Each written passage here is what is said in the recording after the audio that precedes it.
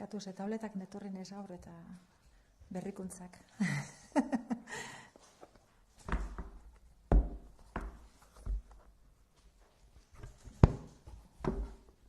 Vale, listo? Bueno, egun on guztioi. Gaurkoan iragarri nahi genizkizuen gauzen artean dago, iruzurraren prebentziorako batzorde bat sortuko duela Gipuzkoako Foru Aldundiak. Hau barne batzorde bat izango da, departamentu ezberdinetako ordezkariek osatuko dutena, eta bere helburua izango da Gipuzkoan Europako funtsen kudeaketa egokia bermatzea. Kudeaketa horretan egon daitezkeen irregulartasunak prebenitzeko atzeman gertatuko balira zuzendu eta zehatu, ez? Integritatearen, gardentasunaren eta gobernu onaren printzipio egidatuko dute batzorde hau, eta harreman estua izango du baita ere, Gipuzkoako Foru Aldundian 2016tik dagoeneko martxan dagoen jokabide kodeekin eta baita ere etika batzordearekin. Kontutan izan behar dugu, Gipuzkoan gaur egune hainbat eta hainbat proiektu ari garela garatzen Europar funtsen bidez finantziatutakoak direnak.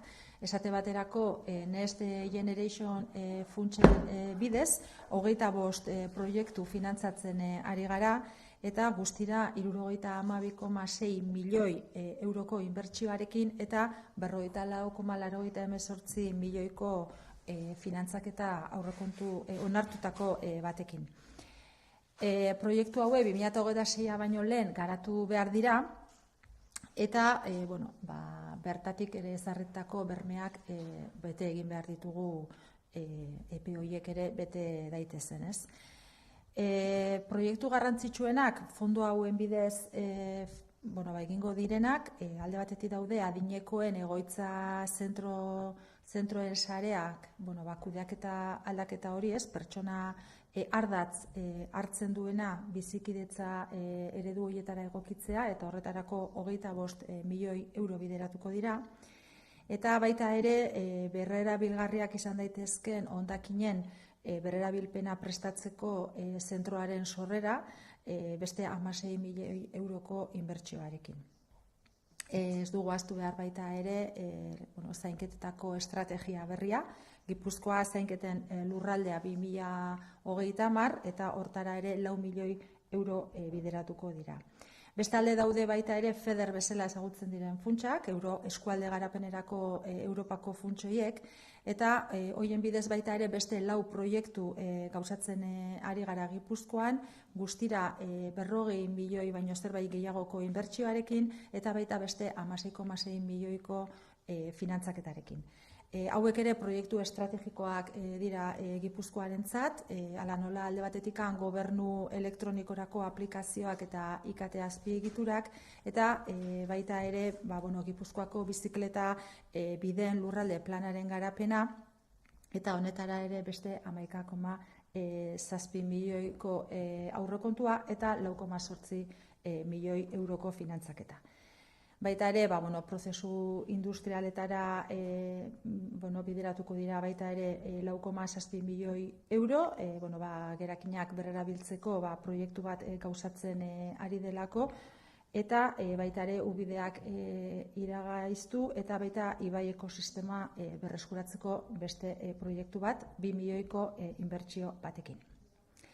Bestalde baita ere jakinarazi nahi dizuegu Arrasaten AP bateko bidezubia birgaiatuko dela, Arbizelaiko bidezubia hain zuzen ere, eta honetarako 1,3 milioiko aurrekontu bat bideratuko dela eta gauzatzeko epea 7 hilabetekoa izango dela.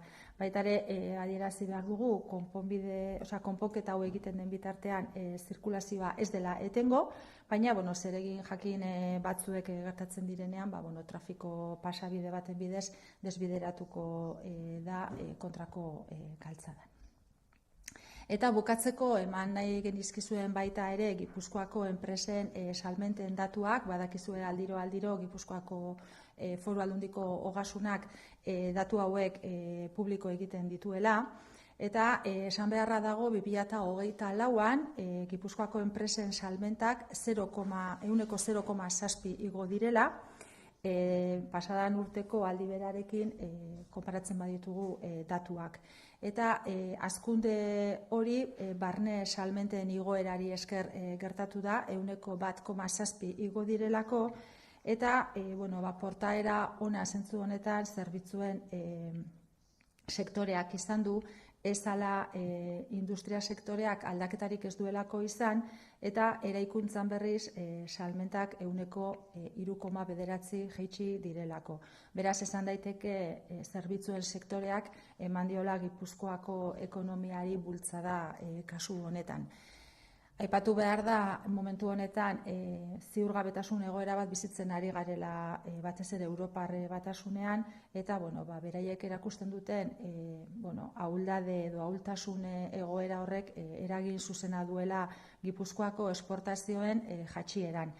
Baina esan daiteke baita ere gure ehun ekonomikoa sendo mantentzen dela, barne salmenten bultzadari esker, eta horri esker baita ere enpleguaren hazkundeari eta soldaten igoerari gogor eutsi zaiola baita ere.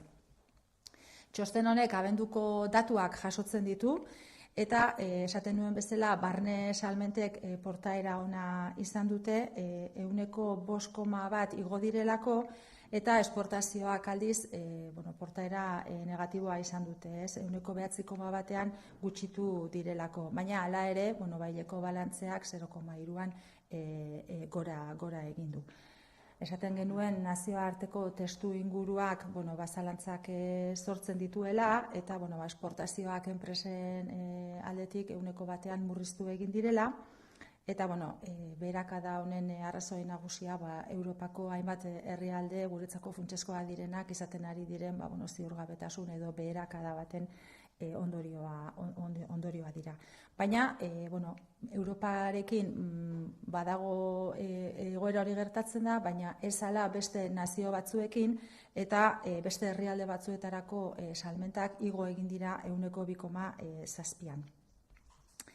Zailtasunak, Europak dauzkan zailtasunak importazioetan ere islatzen dira, bertati datozen erosketak ere bakarrik 0,1 igo direlako, eta batasunetik kanpokoak zertxobait gehiago. Eta guztira importazioak 2024an 0,5 hasi dira. Baina esaten nuen bezala, enpleguari dagokionez portaera ona izan da 2024an, eta 1,7 hasi da, eta sektoreka hazkunde handiena industrian gertatu da, ondoren zerbitzuen sektorean, eta eraikuntzan berriz zertxobait jaitsi egin da, 0,9.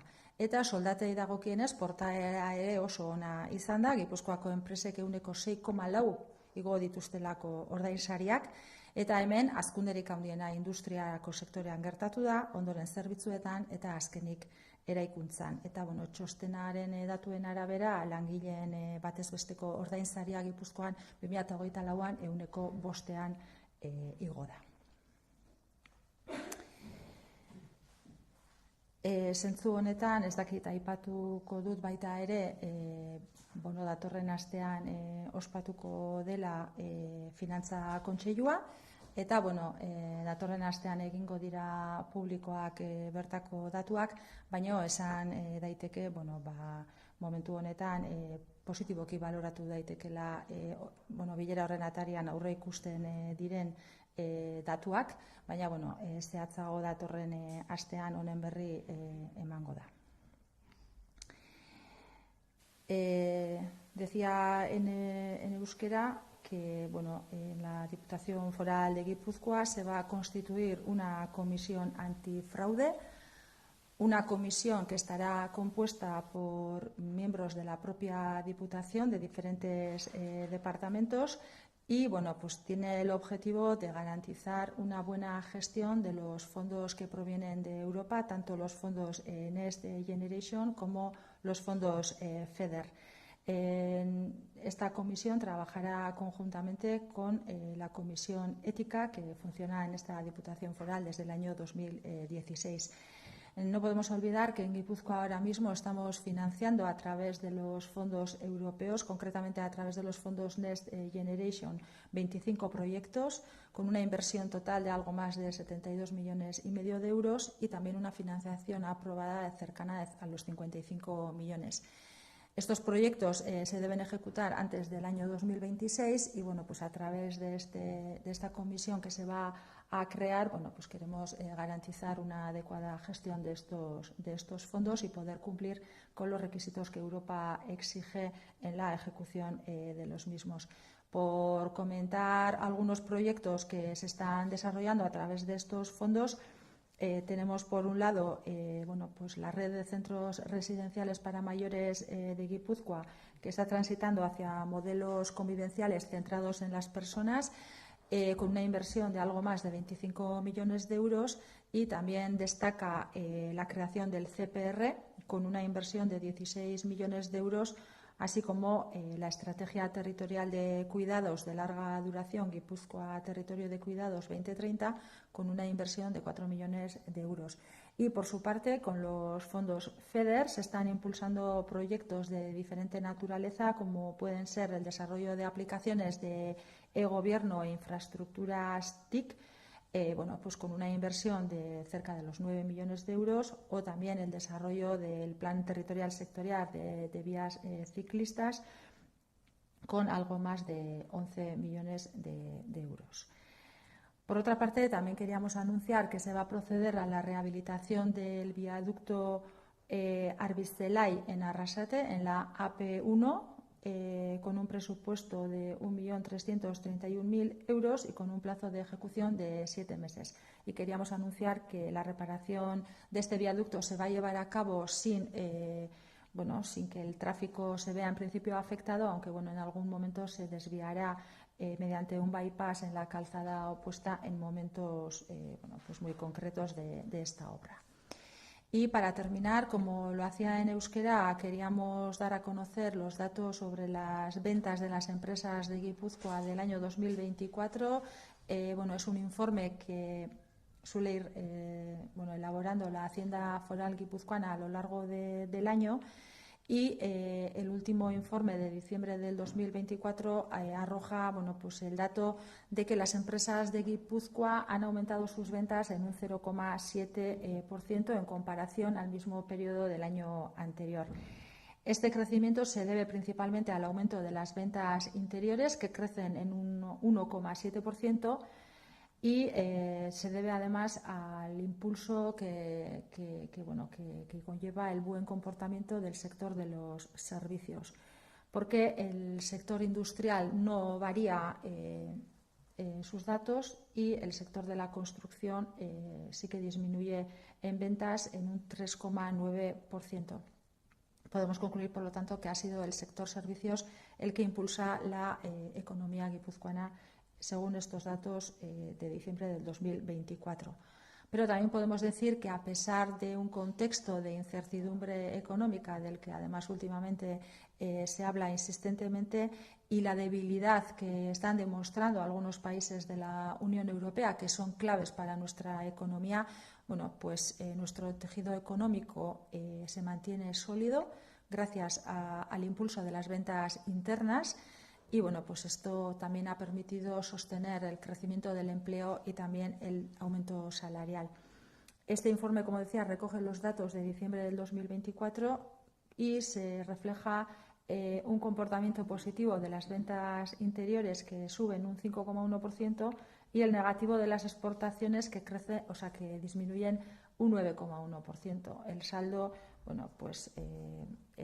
conlleva unos datos que reflejan realmente esa debilidad e incertidumbres del contexto económico internacional, que provoca una disminución del 1% en las exportaciones de las empresas de Guipúzcoa. Por lo tanto, a la Unión Europea sí que disminuyen las exportaciones, pero las ventas al resto de países han aumentado en un 2,7%, y ello hace que al final los datos sean los que estamos facilitando, ¿no? En cuanto al empleo, decía que son buenos datos, porque el empleo ha crecido un 1,7% y además el mayor incremento se produce en el sector de la industria, con un crecimiento del 2,1%, seguido del sector servicios, y sin embargo en el sector de la construcción el empleo ha disminuido cerca de un 1%. Y respecto a los salarios, también las empresas de Guipúzcoa han incrementado en un 6,4% las retribuciones en 2024. Aquí también el mayor aumento se produce en el sector industrial, seguido el de servicios y después el de la construcción. Y bueno, pues según este informe, la retribución media de las personas trabajadoras en Guipúzcoa en el 2024 ha aumentado un 5%. Les decía también en euskera que la semana que viene se reunirá el Consejo Vasco de Finanzas, con posterioridad también el Consejo Territorial de Finanzas, y bueno, pues ahí se darán también los datos de las recaudaciones y con los cierres de las haciendas forales. Y bueno, en todo caso la información sobre esta cuestión se dará más detalladamente la próxima semana. Ez dakit galderarik edo zerbait daukazuen, baina zuen esanetara. Sí, primero sobre la fiscalidad. ¿Cómo está el debate en estos momentos? La negociación, la reforma fiscal. Bueno, como es conocido, la semana pasada ya se celebraron reuniones en Guipúzcoa con los tres partidos de la oposición. Y bueno, de momento lo que sabemos es lo que ayer el Partido Popular hizo público en cuanto a cuáles eran sus propuestas para esa reforma fiscal. Y bueno, nosotros cuando nos hagan llegar ya por la vía que corresponde las propuestas, las analizaremos. Y bueno, nosotros somos muy conscientes en Guipúzcoa de que necesitamos el acuerdo con alguno, o bueno, si es posible, con más partidos de la oposición para poder aprobar esta reforma fiscal. Y como decía ayer la diputada general, la Diputación Foral de Guipúzcoa sigue abierta a negociar con todos los partidos, porque en realidad todavía no hemos tenido tampoco la ocasión de analizar en profundidad cuáles son las propuestas, en este caso del Partido Popular, y tampoco se han recibido las propuestas concretas de los otros dos partidos, con lo cual, bueno, pues yo creo que estamos en el mismo punto casi que la semana anterior, más allá de lo que pueda ser el debate en los medios de comunicación, del cual evidentemente me abstengo a opinar porque no me corresponde valorar eso.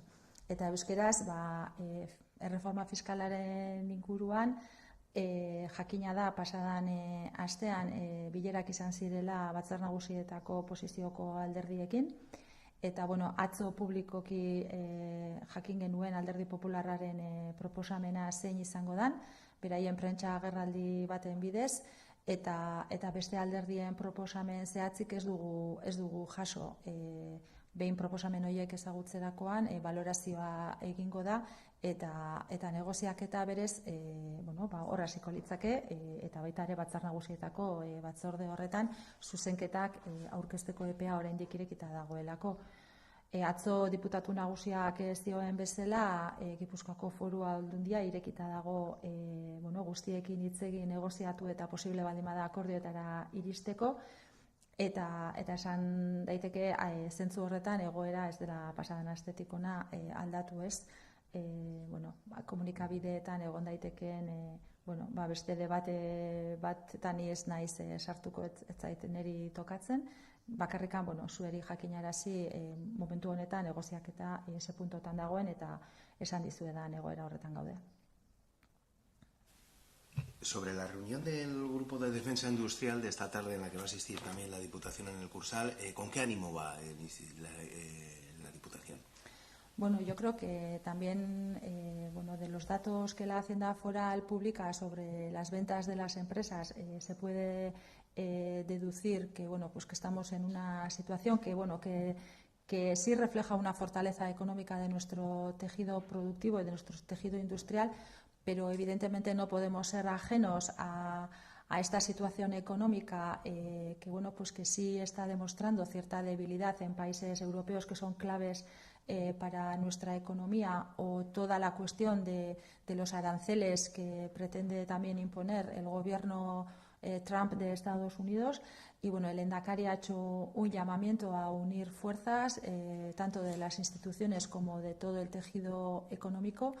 Y bueno, desde luego la Diputación Foral de Guipúzcoa estará esta tarde en esa reunión que ha convocado el Lehendakari en el Cursal, bueno, pues porque estamos siempre cerca de nuestro tejido económico, cerca de nuestro tejido productivo. Es clave impulsar con todos los medios que tengamos y apoyarles, porque efectivamente hay una situación de incertidumbre ante la cual tenemos que estar todos preparados y en ese sentido unir esfuerzos y fuerzas es fundamental.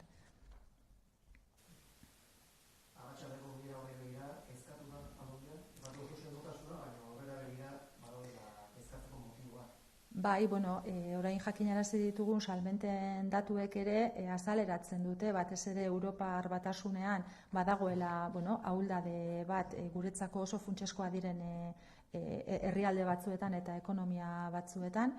Nik uste dut baita ere arduraz begiratzen diogula guztiok estatu batuei eta Trump presidenteak ezarri nahi dituen arantzel horiek, ba, bueno, ze ondorio izan ditzaketen baita ere gure ekonomian, eta bueno, lehendakariak indarrak batzera deitu du, gaur arratsaldean kursalean izango den bilera horretan, bai erakundeak eta baita ere, bueno, ba, mundu ekonomiko, enpresa mundu horrek, ba, nik uste dut indarrak batu, eta bueno, ba, guk ere gurearen alde egiteko uste dut funtsezkoa dela elkarlan hori, eta bueno, Gipuzkoako Foru Aldundia sustapen ekonomikoko diputatuak ordezkatuko du gaur kursaleko bilera horretan.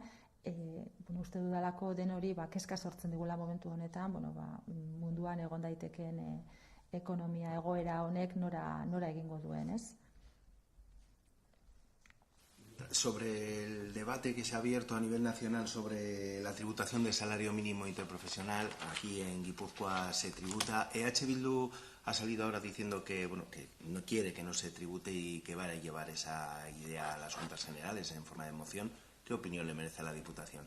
Pues desconozco realmente cuál es la propuesta de EH Bildu y bueno, no me siento ahora mismo en condiciones de valorarla y bueno, pues dentro de todo este proceso que estamos llevando a cabo con la reforma fiscal y demás cuestiones, pues habrá tiempo también para abordar esta cuestión.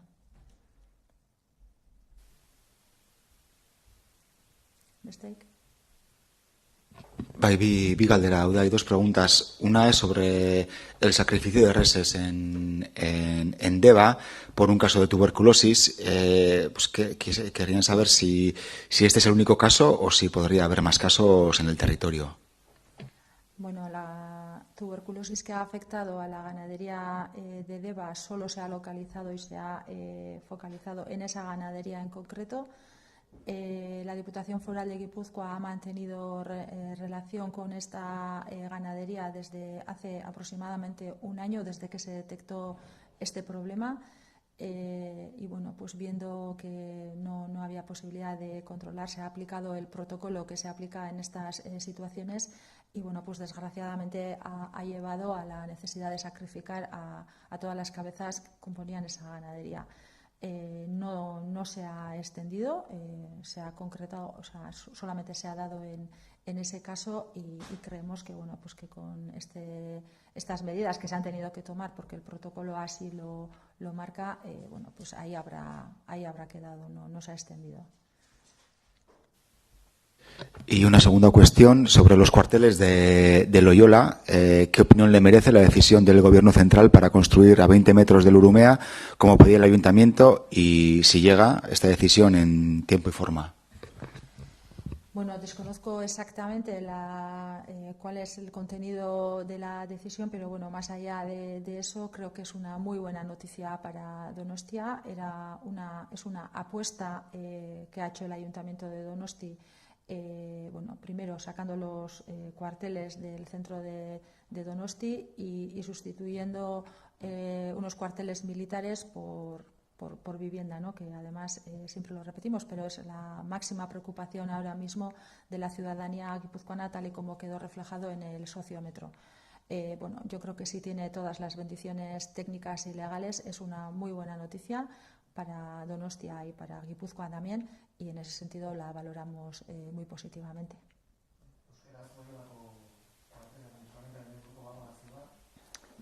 Nik uste dut oso notizia ona dela, Donostiarentzako eta baita Gipuzkoarentzako ere bai. Alde batetik, Donostiako erdigunetik kuartel militarrak aterako direlako azkenean, eta bere ordez, hor Donostiak beste auzo bat garatu ahal izango duelako, hirian eta baita ere lurraldean dagoen etxebizitza beharrari erantzun egoki bat emango zaiola baita ere gaur egun Loiolako kuartela dauden eremu horretan. Gipuzkoako soziometroak ere adierazi zuen bezala, momentu honetan Gipuzkoarentzako kezka nagusiena etxebizitzarena da, eta uste dut horrelako planak eta horrelako erabakiak benetan doazela baita ere kezka horri erantzuteko bide zuzenean. Beraz, gure aldetik zoriontzea Donostiako udala kasu honetan, behingoz badirudielako libratu dela hortzegoen arazoa lurroiek erosi ahal izateko, eta hortik aurrera egingo den garapena, nik uste dut benetan ona izango dela, eta Aldundiaren aldetik ere valorazioa positiboa da. Besteik? Ez? Bale, eskerrik asko.